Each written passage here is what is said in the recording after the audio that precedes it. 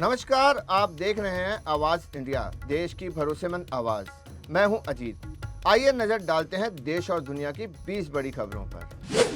France के राष्ट्रपति Emmanuel Macron 16 फरवरी को भारत दौरे पर मुंबई पहुंचेंगे। 17 फरवरी को उनकी प्रधानमंत्री नरेंद्र मोदी के साथ महत्वपूर्ण बैठक है। विदेश मंत्रालय के अनुसार इस मुलाकात के बाद दोनों नेता नई दिल्ली रवाना होंगे। राजधानी में वे एआई एमपैक्ट सम्मेलन 2026 में भाग लेंगे। केंद्र सरकार ने असम में ब्रह्मपुत्र नदी के नीचे देश की पहली ट्विन ट्यूब सुरंग परियोजना को मंजूरी दी। इस सुरंग में एक ट्यूब से सड़क और दूसरे से रेल लाइन संचालित होगी। 33.7 किलोमीटर लंबी इस परियोजना पर करीब 18,662 करोड़ रुपए खर्च होंगे। इसे आर्थिक दृष्टि से बेहद महत्वपूर्ण बताया जा रहा है। सीजे सूर्यकांत ने न्याय प्रणाली को अधिक सुलभ और मानवीय बनाने पर बल दिया। उन्होंने कहा कि न्याय केवल कानूनी रूप से सक्षम लोगों तक सीमित नहीं रहना चाहिए। न्याय व्यवस्था का लाभ समाज के अंतिम व्यक्ति तक पहुंचना जरूरी है। उन्होंने तकनीक और मानवीय संवेदन के संतुलन की आवश्यकता बताई।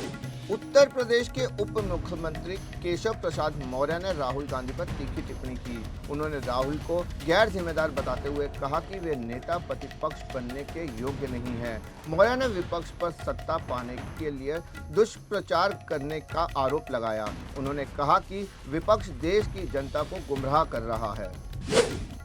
भाजपा ने पूर्व केंद्रीय मंत्री कपिल सिब्बल पर गंभीर आरोप लगाया। पार्टी का दावा है कि उन्होंने 2010 में जेफरी एप्स्टीन से वित्त पोषित पुरस्कार मिला था। भाजपा ने राहुल गांधी से इस मामले पर स्पष्टीकरण मांगा है। प्रवक्ता प्रदीप भंडारी ने सैम पित्रोदा का नाम भी इस संदर्भ से जोड़ा। एआईएमआईएम प्रमुख असदुद्दीन ओवैसी ने एक कार्यक्रम में भाजपा और आरएसएस की आलोचना की। उन्होंने कहा कि टीपू सुल्तान अंग्रेजों से लड़ते हुए शहीद हुए थे। ओवैसी ने वीर सावरकर पर भी टिप्पणी करते हुए उनके भारत रत्न की मांग का विरोध किया। उन्होंने जस्टिस कपूर आयोग की रिपोर्ट का हवाला दिया। कांग्रेस नेता पी चिदम्बरम ने एसआईआर प्रक्रिया पर सवाल उठाए हैं। उन्होंने इसे लोकतंत्र और संघीय ढांचे से जुड़ा मूल मुद्दा बताया। चिदम्बरम ने प्रक्रिया को अपारदर्शी बताते हुए व्यापक परामर्श की मांग की। उन्होंने निर्वाचन आयोग पर मनमाने बदलाव करने का आरोप लगाया। साथ ही सुप्रीम कोर्ट से हस्तक्षेप पर स्पष्ट दिशा निर्देश देने की अपील की।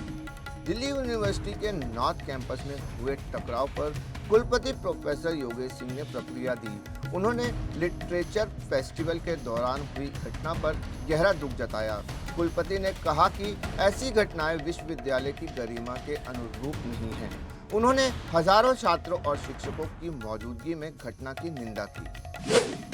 केंद्रीय मंत्री मुरलीधर मोहोल ने अहमदाबाद विमान हादसे की जांच पर आई विदेशी मीडिया रिपोर्ट को खारिज किया। एक इटालियन अखबार ने पायलटों को जिम्मेदार ठहराने का दावा किया था। मोहोल ने कहा कि जांच अभी जारी है और निष्कर्ष निकालना जल्दबाजी होगा। उन्होंने खबरों पर भरोसा न करने की सलाह दी। महाशिवरात्रि पर बागेश्वर जिले के मंदिरों में भारी श्रद्धालु उमड़े। बागनाथ और बैजनाथ धाम से सुबह से ही लंबी कतारें लगी रही।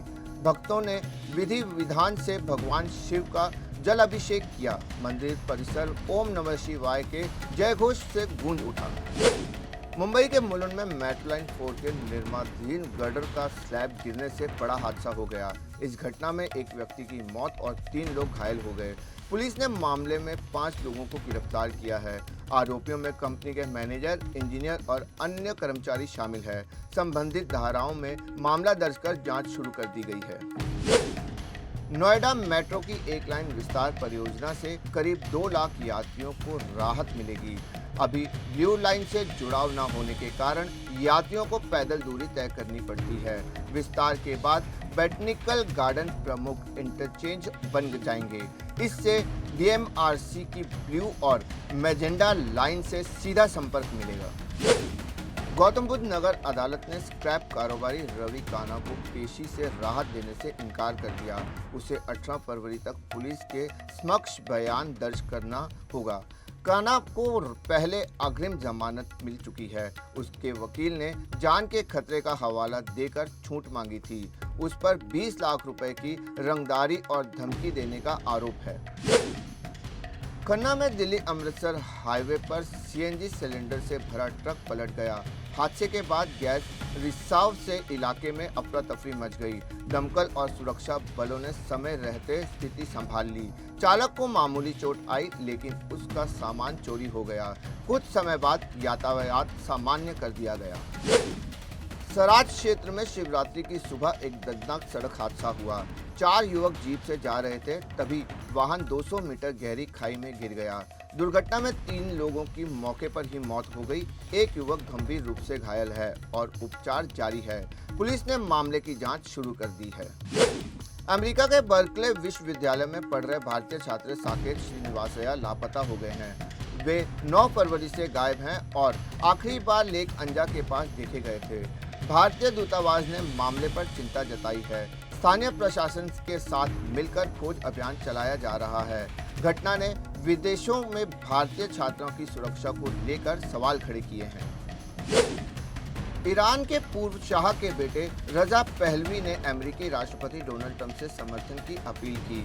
उन्होंने म्यूनिक सुरक्षा सम्मेलन में ईरान की मौजूदगी सरकार को समाप्त करने की बात कही।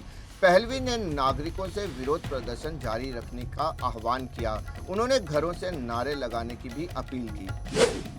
बांग्लादेश चुनाव में बीएनपी की बड़ी जीत के बाद तारिक रहमान के प्रधानमंत्री बनने का रास्ता साफ हो गया है। उन्होंने राष्ट्र को संबोधित कर एकता बनाए रखने की अपील की। रहमान ने राजनीतिक मतभेद भुलाने का आह्वान किया। उन्होंने जीत को लोकतंत्र के लिए संघर्ष करने वालों को समर्पित किया। भोजपुरी अभिनेता पवन सिंह और उनकी पत्नी ज्योति सिंह के तलाक मामले में नया मोड़ आया। ज्योति ने 10 करोड़ रुपए भरण पोषण की मांग की है।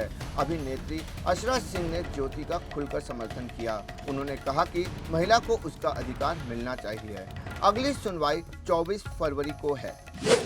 साउथ अफ्रीका ने न्यूजीलैंड को 7 विकेट से हराकर टी20 विश्व कप 2026 जीत की हैट्रिक लगाई। वहीं न्यूजीलैंड को टूर्नामेंट में पहली बार हार मिली। टॉस हारकर पहले बल्लेबाजी करने उतरी न्यूजीलैंड ने 20 ओवर में 7 विकेट के नुकसान पर 175 रन बनाए थे। 176 रनों के टारगेट को साउथ अफ्रीका ने 17.1 ओवर में चेस कर लिया। देश और दुनिया की 20 बड़ी खबरों में फिलहाल के लिए इतना ही। जुड़े रहिए आवाज इंडिया के साथ। तब तक के लिए नमस्कार।